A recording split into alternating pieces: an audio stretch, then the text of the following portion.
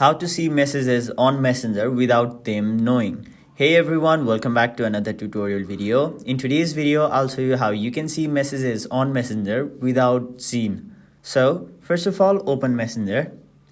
And now let's say you want to view all the messages this person has sent to you without them knowing or without seeing this message. So to do that, it is really simple. All you have to do is simply long press on the message, and then this type of box will appear where you will be able to see more than one messages without seeing. So that is basically how you see the messages someone has sent you without them knowing.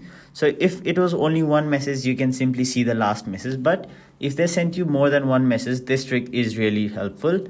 So hope this video helped you guys out. That was it for this video. Hope this video was helpful to you guys, and if it was, make sure you like this video and subscribe to our channel so that you don't miss out on further videos such as these.